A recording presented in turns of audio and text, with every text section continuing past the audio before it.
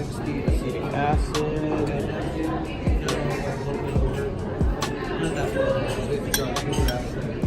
HCl. And 30 water.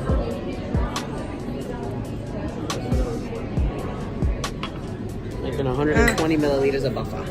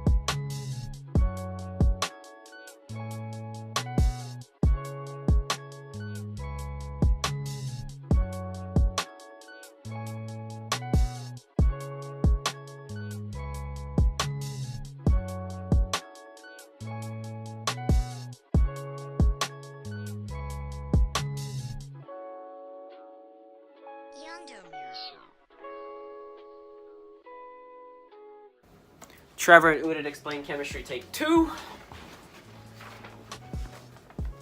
So a strong acid, when put in water, completely dissociates, meaning that the proton will pop off in pretty much all molecules of the acid. For example, the H plus would pop off of HCl to form H plus and Cl minus. A weak acid does not completely dissociate and has a relatively low factor with maybe 0.01% dissociation compared to a strong acid, which would be almost complete dissociation.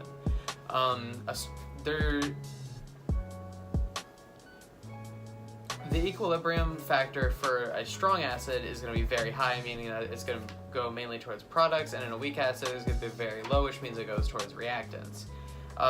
To minimize the effect of the dissociation for a strong acid, you need to neutralize the solution, and with a weak acid would just to be leave it in solution, because if you start neutralizing, it's going to create a buffer and it's just going to keep slowly disassociating.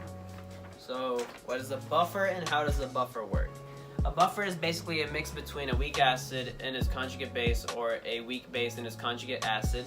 And when it is added to like an acid or a base, it's supposed to react. The buffer is supposed to react to control the pH levels. That's our podcast.